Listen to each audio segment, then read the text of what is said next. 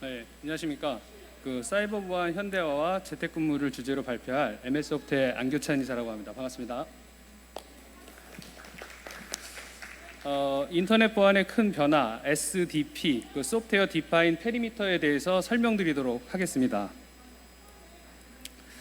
최근 이슈가 되고 있는 사이버 테러에 대해서 이제 한번 살펴보도록 하겠습니다. 지금 국내 먼저 해킹 사태에 대한 내용입니다. 한국항공 우주산업 해킹 사고 관련해서 국회에서 비상사태를 지금 촉구하고 있는 모습입니다. 그리고 옆에 모습을 보면은 전 세계적인 이제 사이버 공격, 그다음에 이제 어떤 전쟁, 사이버 전쟁을 예고하고 있고 이에 대해서 경고를 하고 있습니다. 이어서 이제 대표적인 사이버 보안 사례입니다. 보자면은 원자력 연구원이죠.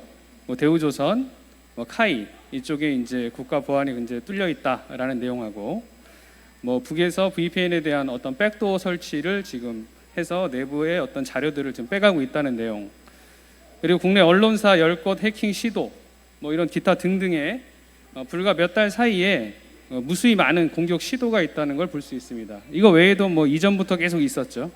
이 해당 보안 사고는 기존에 이제 SSL VPN을 통해서 들어온 어떤 보안 사고들입니다. 그렇다면은 지금 국내적인 사이버 보안 현대화 방안을 한번 살펴보도록 하겠습니다. 아까 앞서 봤던 어떤 사례들, 해킹 공격에 대한 부분들이 이제 배경이 될 건데, 국내에서는 원자력 연구원이라든지 우주 산업 같은 경우에 이제 해킹 사고가 있었고, 이로 인해서 이제 다음과 같은 방안들이 나오고 있습니다. 지금 방안으로는 미 바이든 정부는 지금 대통령 행정 명령으로 국가 사이버 보안 현대화를 강력히 추진하고 있습니다. 그 기반 기술에는 제로 트러스트 아키텍처를 지금 채택하고 있습니다. 그리고 미 CSA 클라우드 시큐리티 얼라이언스에서는 지금 제로 트러스트 아키텍처의 구현을 위해서 이제 최신의 기술로 소프트웨어 SDP임을 지금 명시하고 있습니다. 그래서 국내 문제시되고 있는 보안 문제의 가장 근본적인 해결 방법으로서 이 SDP를 부각하고 있습니다. SDP가 부각되고 있습니다.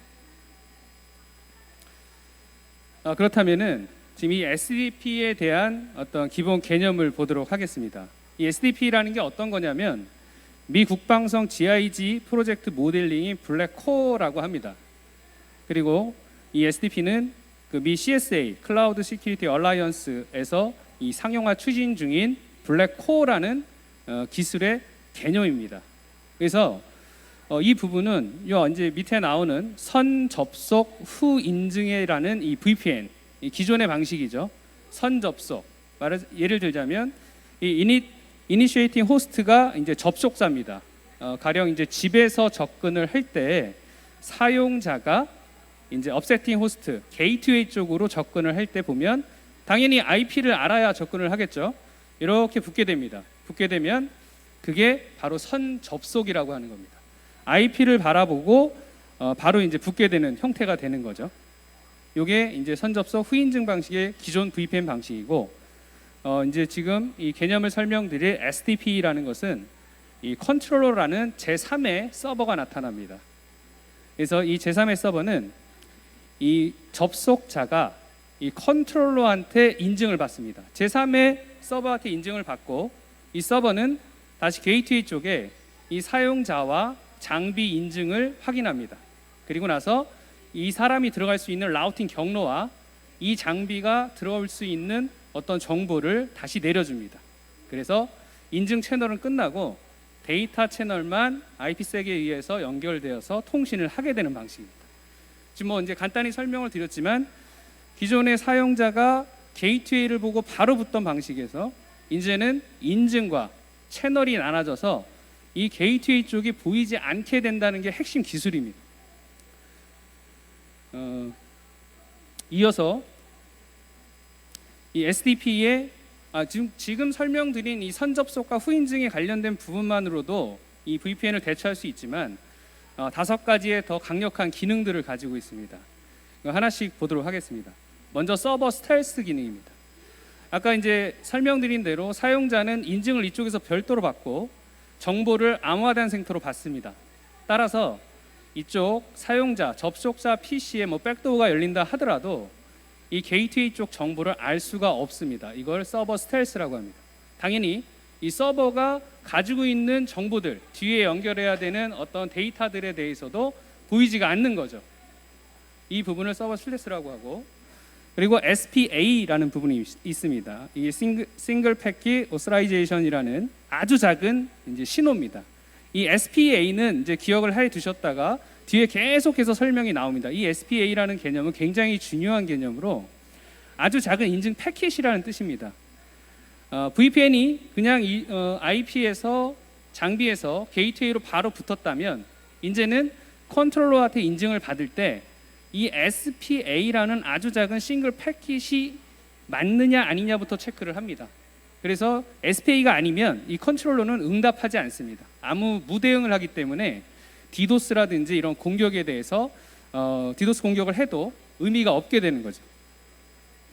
다음은 이제 다이나믹 파이어월 기능입니다. 다이나믹 파이어월은 이 게이트웨이 입장에서 사용자가 그 전에 항상 노출돼서 붙던 부분을 노출이 되지 않기도 하지만 평상시에는 이제 차단이 되어 있습니다. 그래서 사용자가 붙으려고 할 때 이 SPA로 통신을 하고 나서 그 다음에 이 문을 잠깐 열어줍니다. 잠깐 열어주고 그 사이에 이제 사용자가 접속을 하고 다시 계속적으로 차단이 되게 됩니다.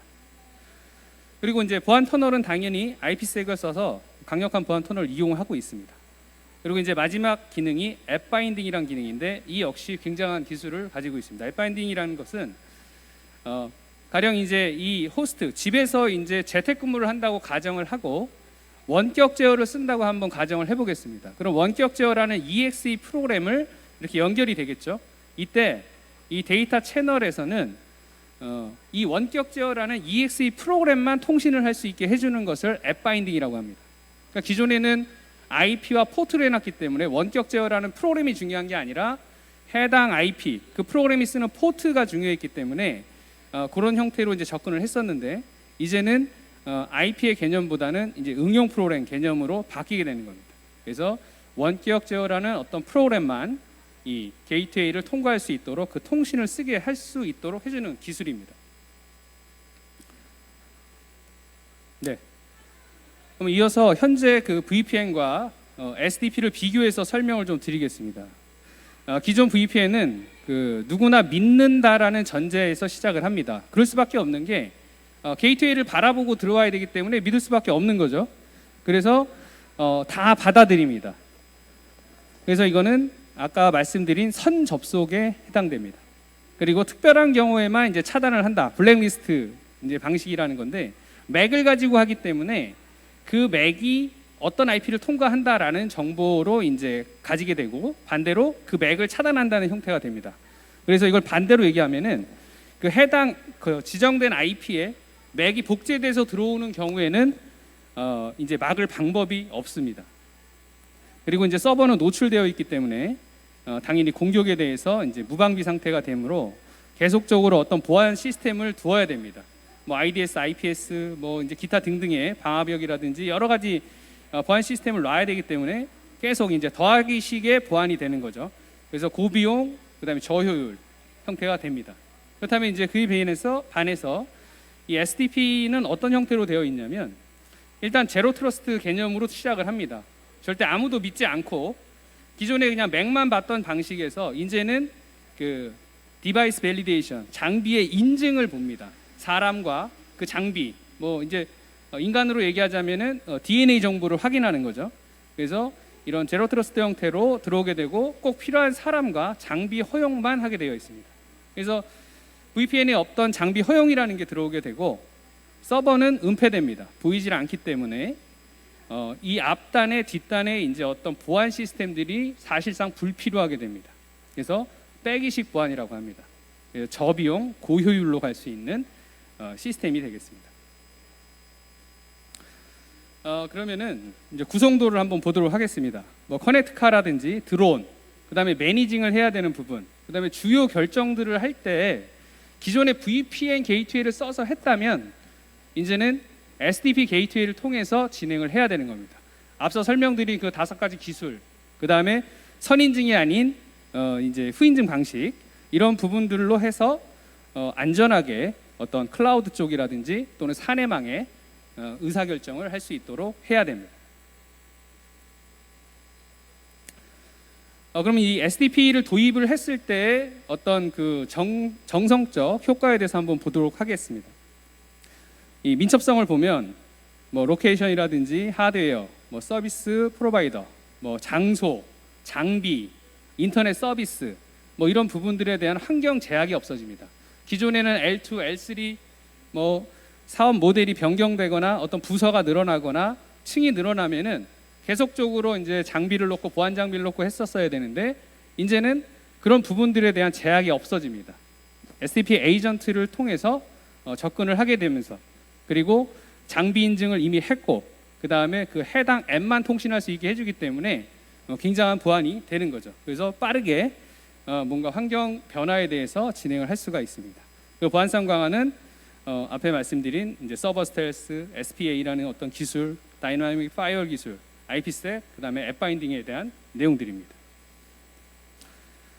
정량적 효과도 한번 보겠습니다. 당연히 구축에 대한 비용이 절감되겠죠. 시스템을 계속적으로 도입할 필요가 없고 확장에 대해서도 이 SDP 에이전트를 통해서 접근하게 되면 보안이 굉장히 강력해집니다. 따라서 관리에 대한 부분도 줄어들게 되고 시간 절약에 대한 효과도 이제 발생이 되게 됩니다. 뭐 보안 정책 관리가 단순해지고 솔루션에 대한 변화 관리들이 쉬워집니다. 다음은 이제 SDP 실제 구축 사례를 보도록 하겠습니다. SDP와 VDI 형태로 구성되어 있는 이제 부분이고 뭐 대표적인 구축 사례는 하나금융투자가 있습니다. 뭐 이제 잘 아는 이제 화면일 겁니다. 업무망과 인터넷망과 업무망이 있고 망연계 시스템을 통해서 업무망 PC 또는 이제 VDI 서버 쪽으로 접근하는 방식입니다. 사용자는 재택에서 VDI를 설치하고 이 기존에 썼던 SSL VPN 통신이 아닌 SDP 통신을 통해서 안전하게 시스템을 업무를 보게 됩니다. 다음 모델은 그 SDP와 리모트 컨트롤이 이제 진행됐을 때의 어떤 모델입니다. 가장 많이 사용하고 비용이 가장 적게 들면서 강력하게 쓸 수 있는 기능입니다. 현재 많이 제한되고 있는 모델이고요. 이 SDP는 기본적으로 원격 제어 모듈을 가지고 있습니다. 그래서 사용자가 재택에서 네트워크 접속을 SDP를 통해서 안전하게 하고 그 다음에 이 원격 제어 프로그램만 쓸 수 있도록 앱 바인딩이라는 기술을 통해서 진행을 하게 됩니다. 그래서 이 리모트 컨트롤 자체가 이 보안 터널을 리모트 컨트롤.exe라는 파일만 통신할 수 있게 해주는 거죠. 그러면 이 사이에 아무리 해커들이 뭘 하려고 해도 전혀 할 수가 없습니다. 통신 자체를 그 프로그램만 할 수 있으니까요. 그래서 이렇게 원격 제어라는 것을 통해서 내부에 있는 업무망 PC를 제어하고 있습니다. 다음은 자사 제품으로 이제 구축이 된 사례를 한번 보도록 하겠습니다. 앞선에 말씀드렸던 어떤 보안 사고가 났던 이제 고객사도 있긴 한데 카이라든지 화성도시공사, 그다음에 하나금융투자, 전북은행, 그다음 뭐 가상화폐 거래소죠 빗썸코리아, 그다음에 반도체 회사 뭐 캠트로닉스, 스템코, 뭐 대한항공 이렇게 지금 현재 SDP를 재택근무 또는 내부의 주요 서버들에 지금 발빠르게 도입을 하고 있습니다. 카이 같은 경우에는 임직원 재택근무망 그리고 카이가 이제 보안 방산 회사이기 때문에 연결되어 있는 이제 협력사들이 들어오는 협력사망 그리고 인터넷망 이쪽에 전부 SDP로 구성이 되어 있습니다.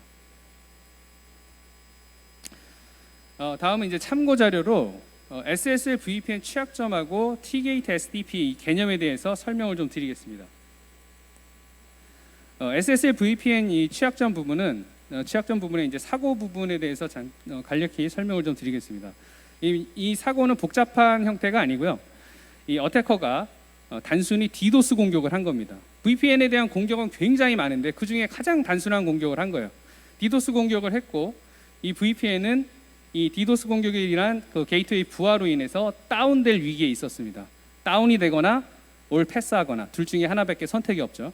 그래서 후자를 선택한 겁니다. 왜냐하면 시스템이 다운돼 버리면 모든 통신이 끊어지고 관련된 모든 데이터가 날아가기 때문에 올 패스를 하게 된 거죠. 올 패스가 돼 버렸기 때문에 해커는 이제 아이디 패스워드를 무작위로 던집니다. 던져서 그냥 들어오게 되는 거죠. 뭐 그 중에 하나 맞는 것이 나왔겠죠. 그래서 그걸 통해서 APT 공격을 시도한 거죠. 그래서 지속적인 공격을 통해서 데이터를 뽑아가는 형태가 된 겁니다.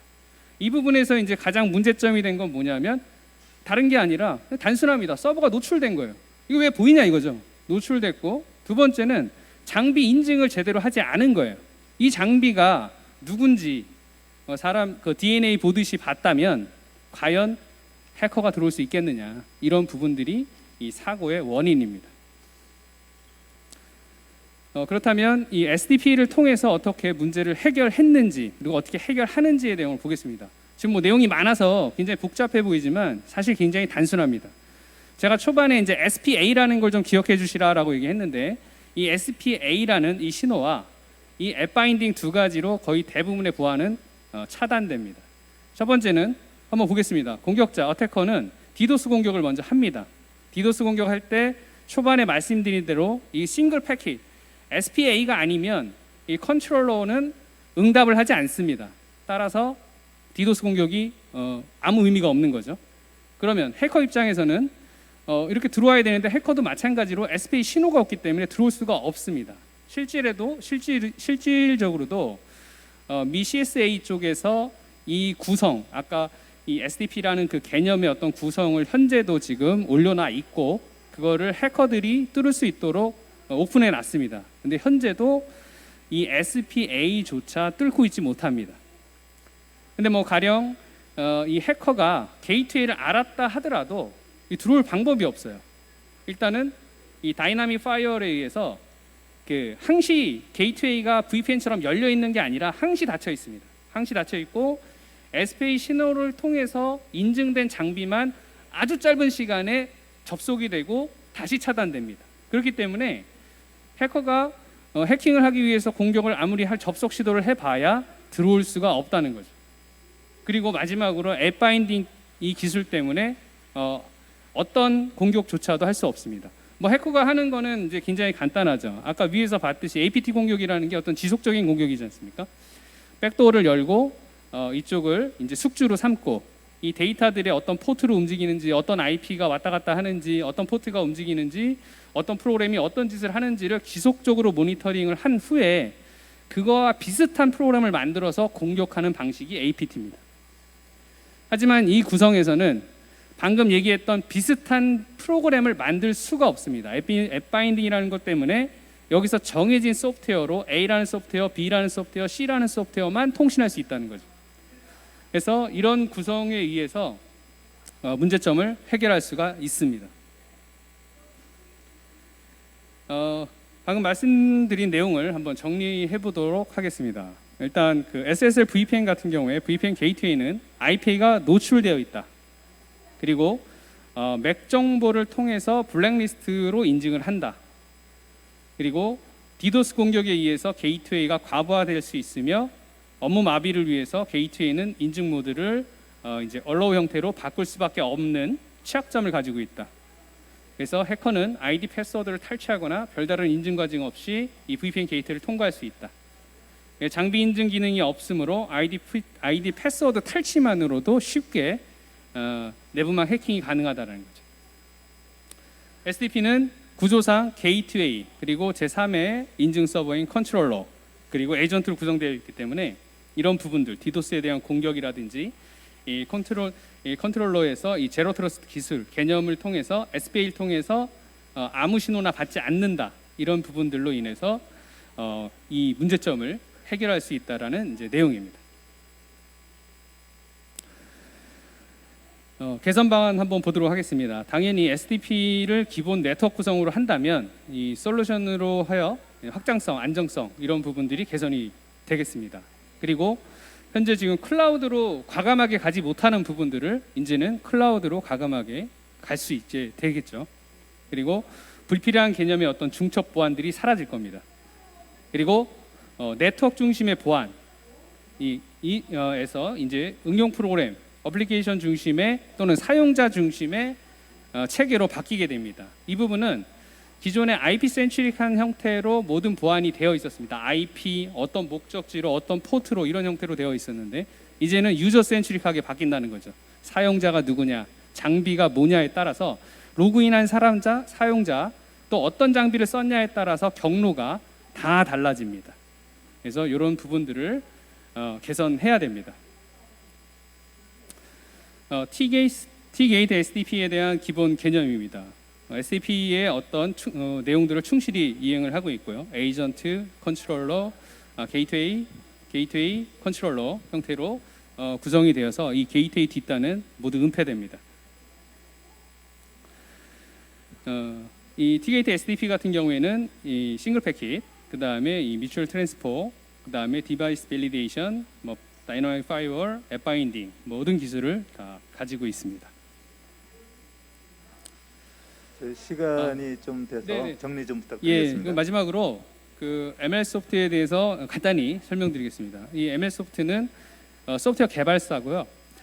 TCO 스트림, 토탈 코스트 오너십이라는 그 개념을 가지고 1998년도에 자산관리 시스템을 만들었습니다. 그리고 2008년에는 NAC, 네트워크 액세스 컨트롤 기능을 가지고 2008년도 출시를 했습니다. 그리고 2018년도에는 지금 설명드린 이 SDP라는 기술로 T게이트 SDP를 국내 최초로 이제 설명을 드리고 이제 개발해서 공급하고 있는 중입니다. 예, 이로써 설명을 좀 마치도록 하겠습니다. 감사합니다. 네, 질문 있으십니까? 마지막 발표 잘 들었습니다. 제가 질문 하나 드리겠습니다. 이런 질문이 가능할지 모르겠는데 네. 재택근무 기준으로 SSL-VPN으로 구축하는 거랑 여기 그 SDP 솔루션으로 구축하는 거랑 비용 차이가 유사할까요? 아니면 예, 거의 비슷합니다. 유사한 네네. 정도로 보면 되겠습니까? 예, 방식도 거의 비슷하고 예, 이제 아까 말씀드린 이제 컨트롤러라는 서버가 이제 하나 더 추가되는 거죠. 네, 예. 감사합니다. 네, 고맙습니다. 네, 수고하셨습니다.